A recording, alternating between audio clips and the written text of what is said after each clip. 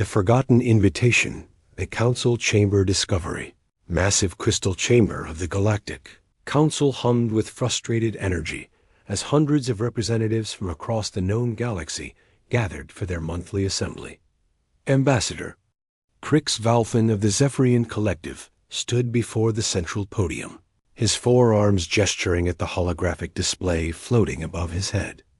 The display showed a small, blue-green planet orbiting a yellow star in what the galactic maps labeled as Sector 7749.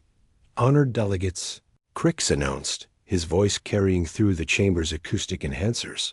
We have a problem that has persisted for over 5 centuries. This world, designated as Earth by its inhabitants, has never once responded to our diplomatic invitations. A low murmur rippled through the assembly. High Chancellor Morith, a towering figure with crystalline skin that reflected the chamber's light, leaned forward in his elevated seat. Ambassador Crix, surely you're not suggesting we concern ourselves with a single primitive world. Our records indicate they barely achieved spaceflight a few centuries ago. Crix's secondary eyes focused on the Chancellor, while his primary eyes remained fixed on the assembly. That's precisely the issue, Your Excellence. According to our protocols, every species that achieves faster-than-light capability must be invited to join the galactic community. We've sent 847 diplomatic messages to Earth over the past 500 years. Not one has been acknowledged. A delegate from the crystalline hives clicked her mandibles in annoyance. Perhaps they destroyed themselves. Many young species do. Or perhaps, interjected Senator Vex from the Mechanical Collective, his robotic voice echoing metallically, they simply lack the intelligence to understand our communications. Crix shook his head, causing the neural tendrils on his scalp to sway gently. Our long-range sensors show Earth is very much alive. Their population has grown to over 8 billion. They've established colonies on their moon and the 4th planet. In their system, they're building massive orbital structures. Yet they remain completely silent. The investigation begins. Chancellor Morith stood, his crystalline form catching and refracting the chamber's light into rainbow patterns. Very well, Ambassador Crix.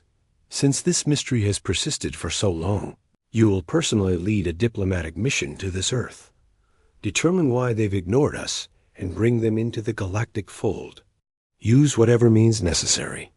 3 days later, Crix found himself aboard the diplomatic vessel Harmony's Voice, a sleek ship designed for first contact scenarios. The crew consisted of representatives from 12 different species, each chosen for their expertise in xenobiology, linguistics, and cultural studies. As they approached the Sol system, their sensors began picking up strange readings. Ambassador, called out Navigator Zell, a being whose entire body was composed of sentient gas held together by a containment suit. We're detecting thousands of artificial satellites around the 3rd planet. The technological sophistication is ... unexpected. Dr. Jan Corvellis, the mission's chief scientist, manipulated the holographic display with her tentacles. These aren't primitive satellites, Ambassador. The energy signatures suggest technology that rivals our own. How is this possible? Before Crix could respond, their communications array crackled to life. A calm, measured voice spoke in perfect Galactic Standard. Diplomatic Vessel Harmony's Voice. This is Captain Elena Vasquez of Earth Space Command. You are entering protected solar space. Please state your intentions. The bridge fell silent. Crix's 4 hearts began beating rapidly. They ... know Galactic Standard? Apparently so, whispered Dr. Corvellis. And they detected us before we announced ourselves. Crix activated the communication system. Captain Vasquez, I am Ambassador Crix Valfin of the Galactic Council. We've come to formally invite your species to join the galactic community, as is traditional for all spacefaring civilizations. A long pause followed. Then Captain Vasquez's voice returned, tinged with what sounded like amusement. "Ambassador Crix, we've been expecting you. Please proceed to coordinates 23.7 by 45.2 relative. To Earth's North Pole. You'll find our orbital platform, Prometheus Station, waiting for you." The shocking welcome Prometheus Station was not what any member of the diplomatic mission had expected. Instead of the crude metal construct they anticipated from a primitive species, they found themselves approaching a massive structure that dwarfed their own ship. The station was sleek, beautiful, and unmistakably advanced. Its hull incorporated materials they couldn't immediately identify, and its energy output suggested technology they didn't fully understand. "By the core worlds," breathed Navigator. "Zell, this is more advanced than anything in the Outer Rim territories." As their ship docked, Crix noticed something that made his tertiary stomach clench with unease. Hidden in the shadows of the massive station were the unmistakable silhouettes of warships. Dozens of them. And these weren't the crude, bulky vessels he'd expected from a young species. These ships were elegant, deadly, and clearly designed by minds that understood warfare on a galactic scale. The docking bay itself was a marvel of engineering. Automated systems guided their ship to a perfect landing, while atmospheric processors created a breathable environment for all species aboard in mere minutes. As the airlock opened, Crix and his team found themselves face to face with their first humans. Captain Elena Vasquez was not what Crix had expected. She was tall, confident, and her dark eyes held an intelligence that seemed to pierce right through him. She wore a uniform that was both practical and elegant, its design suggesting a military tradition that went back generations. Beside her stood a man introduced as Director Marcus Chun, whose presence radiated the kind of calm authority that came from holding secrets. "Welcome to Prometheus Station, Ambassador Crix," Captain Vasquez said, extending her hand in the human gesture of greeting. "We've been looking forward to this conversation for quite some time." "You have?" Crix asked, accepting the handshake with 2 of his 4 hands. "But you never responded to our communications." Director Chun smiled, and there was something unsettling about that expression. "Oh, we received them all.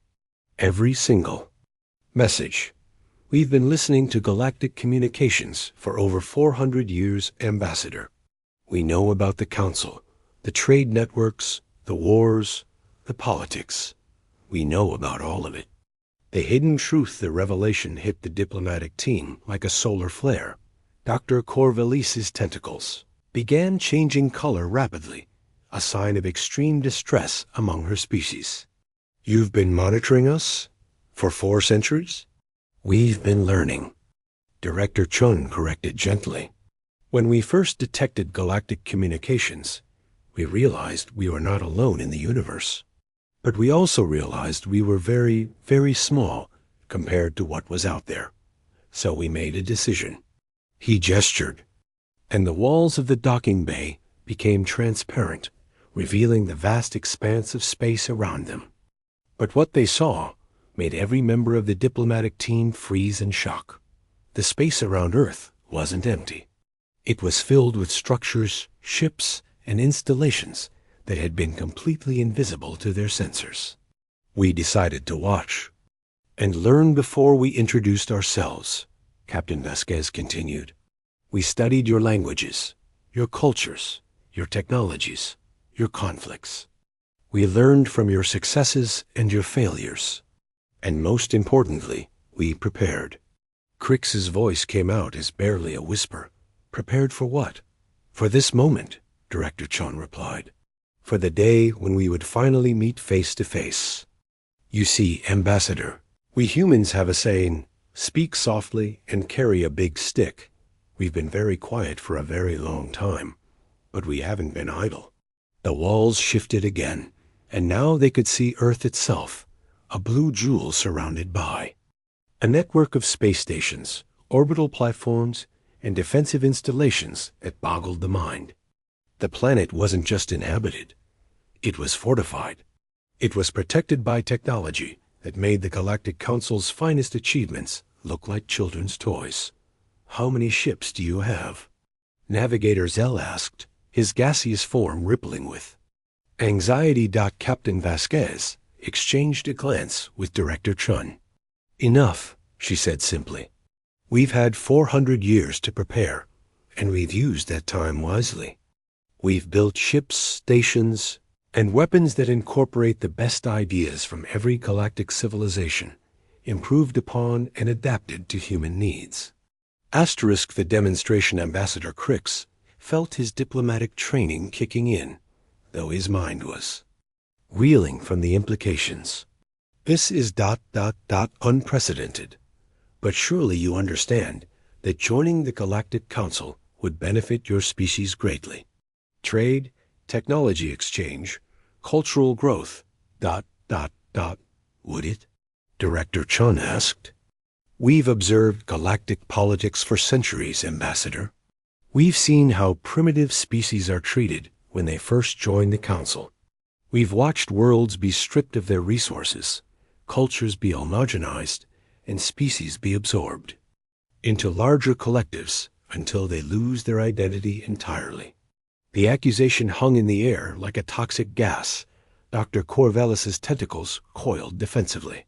"The Council protects smaller species. We guide them, help them develop." "Do you?" Captain Vasquez asked. "What happened to the Calorians when they joined 200 years ago? Or the methane breathers of Titan 7? Where are their unique cultures now? Their independent governments?" The silence that followed was damning. Every member of the diplomatic team knew the answer. Those species had been absorbed, their uniqueness sacrificed for the greater good of galactic unity.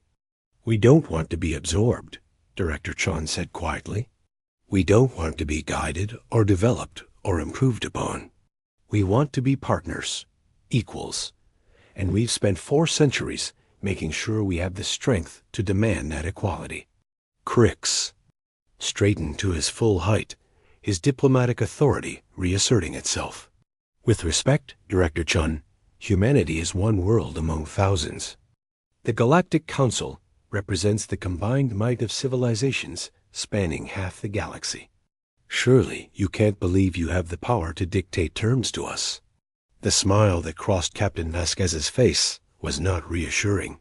"Navigator Zell, would you please scan the space around your homeworld of Zephyr Prime?" Confused but compliant, Navigator Zell activated his portable scanner. His gaseous form began to pulse rapidly as the readings came in. "This this can't be right. I'm detecting massive objects in orbit around Zephyr Prime. Ships, thousands of them." "Dr. Corvallis," Director Chun said conversationally, "you might want to check the space around the crystalline hive worlds." With shaking tentacles, Dr. Corvallis activated her own scanner. The color drained from her form entirely. "By the Great Hive, there are fleets. Enormous fleets surrounding every major hive world." Captain Vasquez nodded. "Every council world, every major trade hub, every military installation. They've all had human ships positioned around them for the past 72 hours. Invisible to your sensors, but very, very real." The diplomatic team stood in stunned silence. Ambassador Crix felt something he had never experienced in 3 centuries of diplomatic service: genuine fear. "This is impossible," he whispered. "We would have detected such a massive fleet movement." "Would you?" Director Chun asked. "Remember, we've had 400 years to study your detection methods, your patrol patterns, your defensive capabilities. We know exactly how to avoid being seen when we don't want to be seen. And we know exactly how to be seen when we do." As if summoned by his words, the space around Prometheus Station suddenly filled with ships. Not just a few ships, but hundreds, then thousands. Sleek, deadly vessels that seemed to materialize out of nothing, their hulls reflecting the light of Sol in patterns that spoke of technology beyond current galactic understanding. We call it the Silent Fleet, Captain Vasquez said, watching the diplomatic team's reactions with keen interest. Every ship crewed by volunteers who've spent their lives preparing for this moment. Every captain trained in tactics derived from studying every galactic conflict of the past 4 centuries. Every weapon system designed to counter specific threats from specific council species. You're threatening us, Ambassador Crix said, his voice hollow. No, Director Chun corrected. We're introducing ourselves. This is who we are, Ambassador. We're not the primitive, backward species you expected to find. We're not children who need guidance or protection. We're humanity, and we've been preparing for this conversation for a very long time. The new reality, the return journey to the Galactic Council, was the longest of Ambassador Crix's career. The diplomatic team sat in stunned silence as the implications of what they'd witnessed slowly sank in. Humanity wasn't just another species to be absorbed into the galactic community. They were a force that could potentially challenge the very foundations of the established order. When Harmony's voice finally docked at Council Station Alpha, Crix barely noticed the familiar bustle of activity around him. His mind was focused entirely on the impossible task ahead, explaining to the most powerful beings in the galaxy that they had been outmaneuvered by a species they had dismissed as primitive. The emergency session of the Galactic Council was called within hours of their return.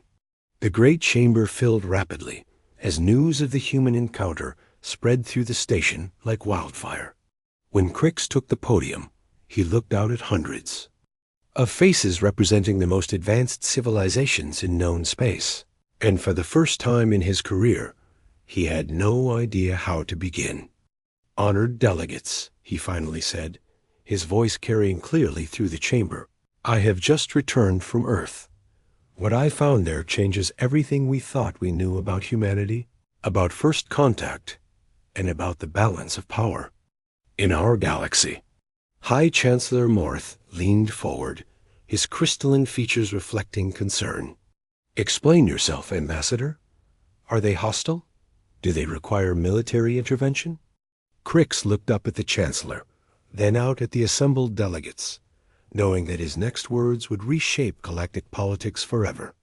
"They don't require anything from us, Your Excellence.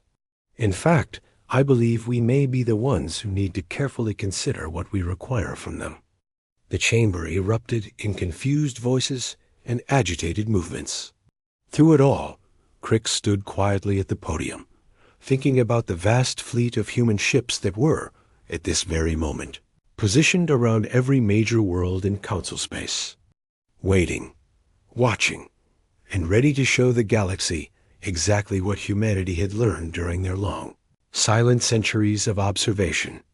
The age of human isolation was over. The age of human influence was about to begin. The price of silence, the Council's emergency, the great crystal chamber of the Galactic Council had never seen such chaos.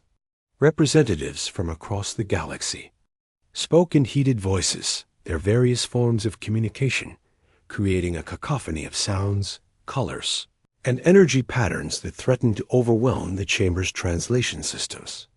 At the center of it all, High Chancellor Morth stood motionless, his crystalline form refracting the chamber's light into fractured patterns that seemed to mirror the fractured state of galactic politics. Ambassador Crix had finished his report an hour ago, but the implications were still sinking in.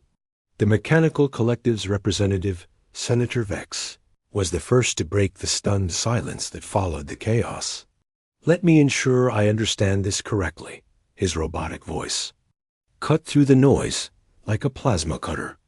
"This human species has been monitoring our communications for 4 centuries, has developed technology that matches or exceeds our own, and currently has fleets positioned around every major council world without our knowledge or consent." "That is correct," Crix replied, his forearms trembling slightly despite his efforts to remain composed. The delegate from the Hive Worlds, her insectoid form clicking nervously, spoke up. "And they accomplished all of this while maintaining complete communication silence."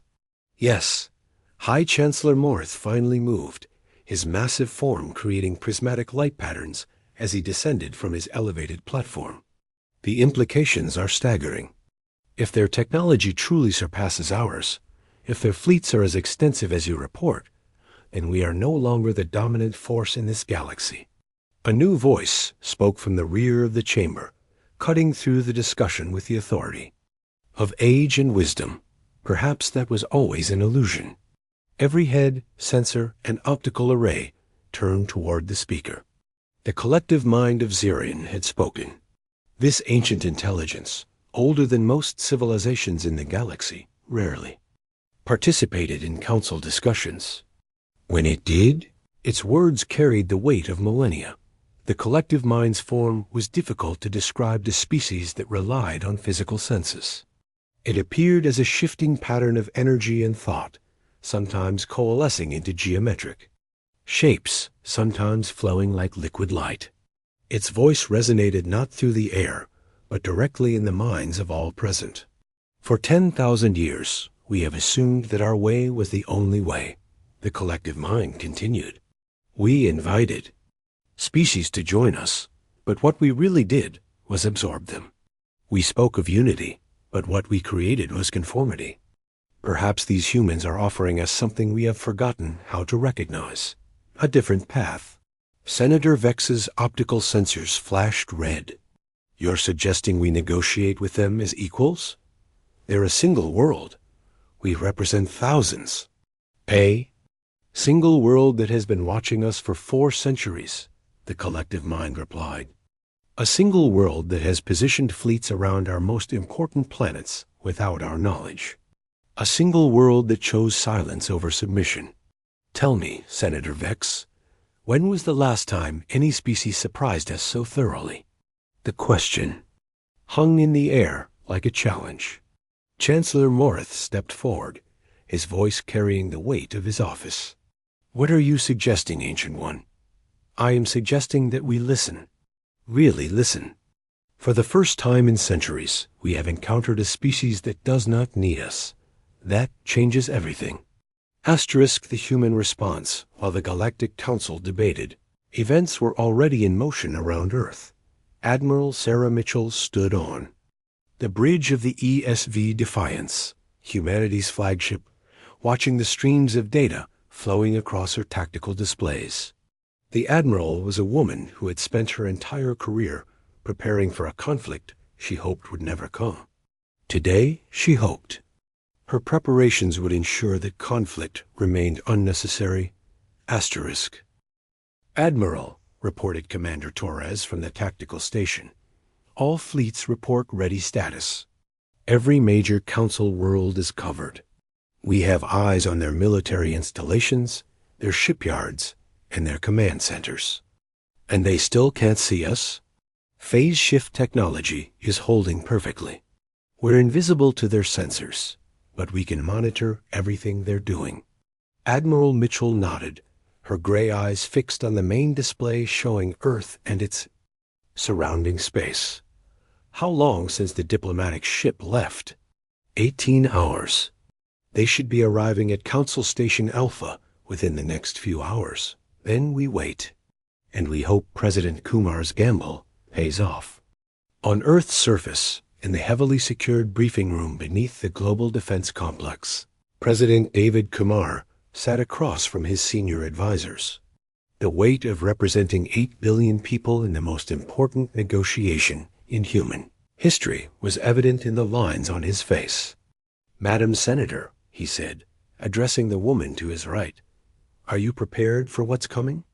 Senator Zara Okonkwo, Earth's most skilled negotiator, nodded firmly. I've spent the last 5 years studying every major galactic treaty, every first contact scenario, every instance of species integration in Council history. I know their patterns, their expectations, their weaknesses. And our demands? Clear and non-negotiable. Full equality in all Council decisions affecting human interests. Veto power over any policies that would alter human culture or government. The right to maintain our own military forces. And most importantly, recognition of human space as sovereign territory. Director Chun, attending via secure hologram from Prometheus Station, spoke up. The Council won't like those terms. They've never accepted a species as an equal partner.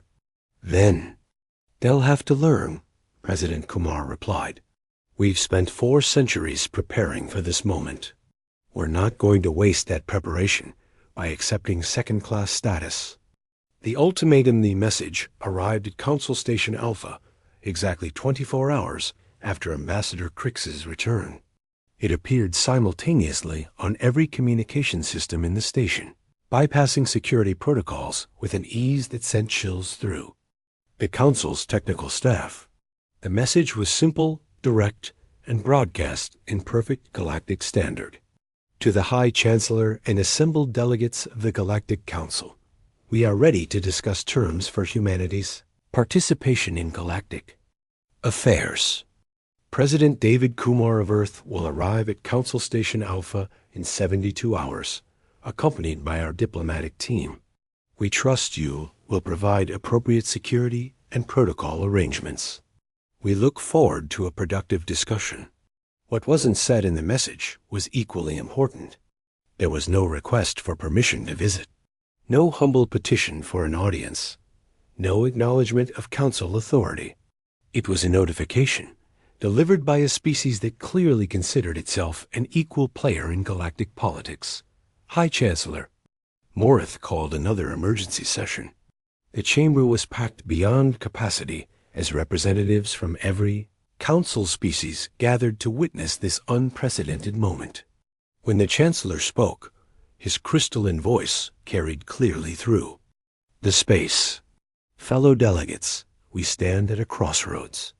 We can either accept humanity as they present themselves as equals, or we can attempt to force them into the traditional pattern of Council integration. I believe we all understand the implications of choosing the latter path. The debate that followed was heated but brief.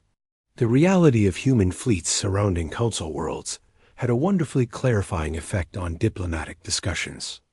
Within 6 hours, the Council had voted to receive the human delegation with full diplomatic honors, the same honors traditionally reserved for meetings between major galactic powers. The arrival President Kumar's ship was unlike anything the Council had ever seen approach their station. The ESV Harmony was sleek, beautiful, and clearly designed by minds that understood both aesthetics and function. Was also escorted by a dozen human warships that made no attempt to hide their weapons or their readiness to use them. As the human delegation disembarked, they were greeted with all the ceremony typically reserved for the most powerful members of the galactic community. President Kumar himself was an impressive figure, tall, confident, with the bearing of a man who had never doubted his right to stand among equals. Beside him walked Senator Okonkwo, whose sharp intelligence was evident in every movement, and Director Chun, whose calm demeanor suggested depths of knowledge that made others uncomfortable.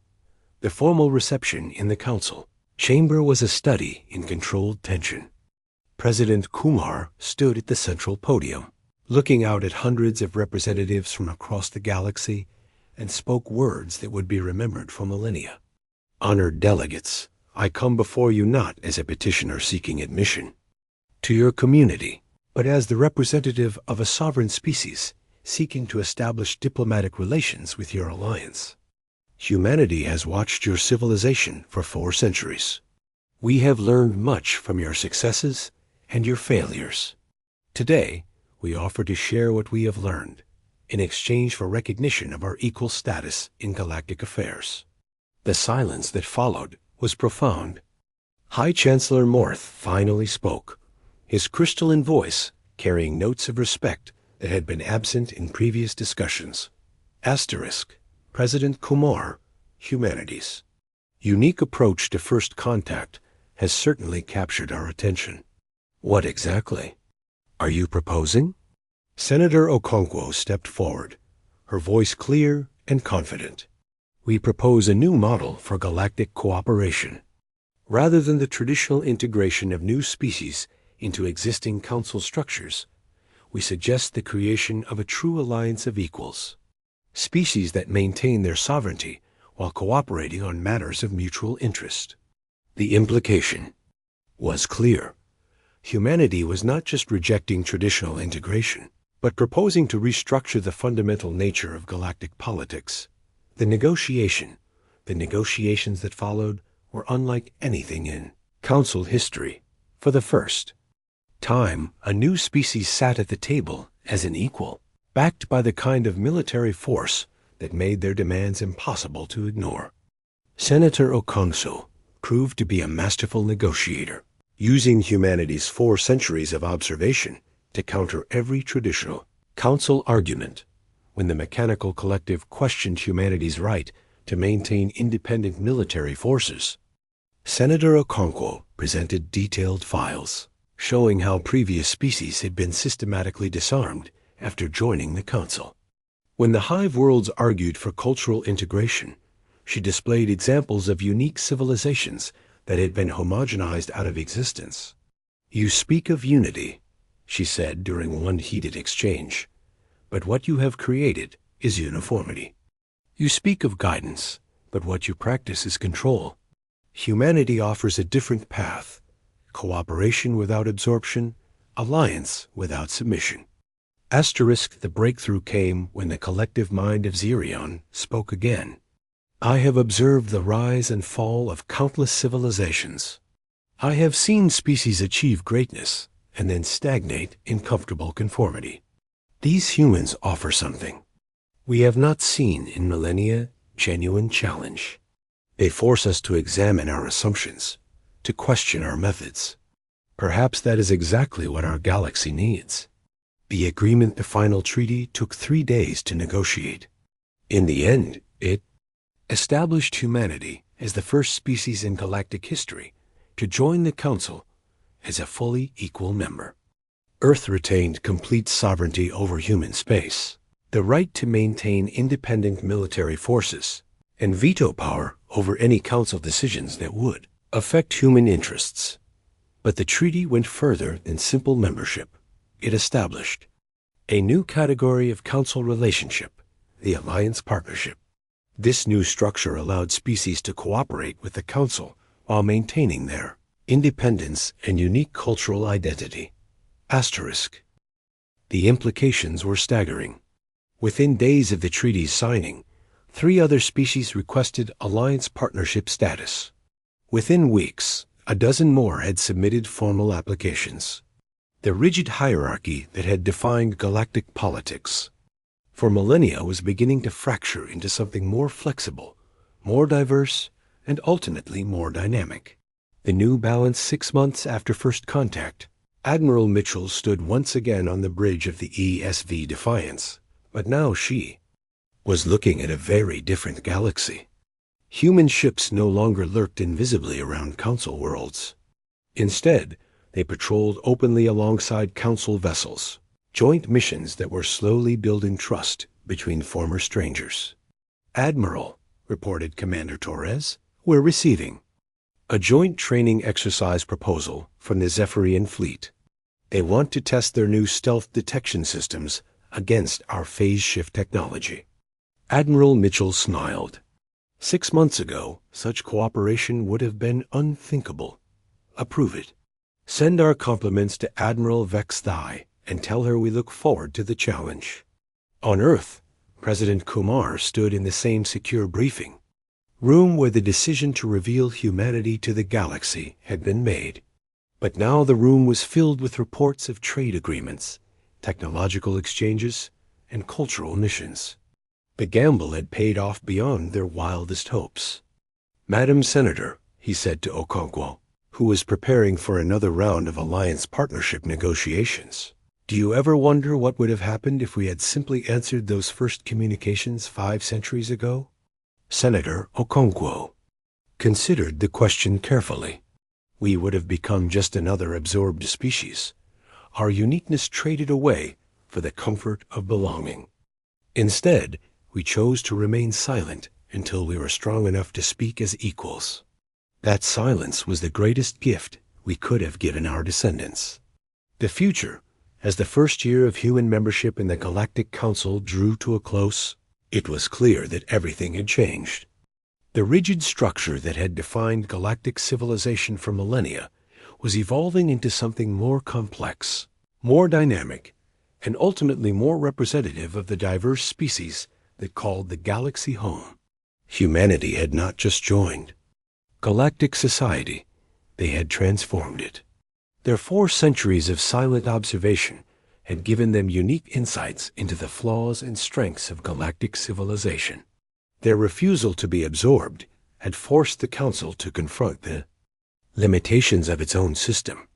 The collective mind of Zarian, in one of its rare public statements, perhaps said it best. For 10,000 years, we believed that the only path to galactic unity was through the elimination of difference. These humans have shown us a better way: unity through diversity, strength through independence, wisdom through the courage to remain silent until the moment is right to speak. Earth had missed every galactic meeting for 5 centuries. But when humanity finally arrived at the table, they didn't just take a seat, they built a bigger table. The age of enforced unity was ending. The age of chosen cooperation was beginning. And at the center of it all was a small blue world that had learned the most important lesson in galactic politics. Sometimes, the most powerful thing you can do is simply wait for the right moment to show your strength. The galaxy would never be the same. And perhaps, for the first time in millennia, that was exactly what it needed.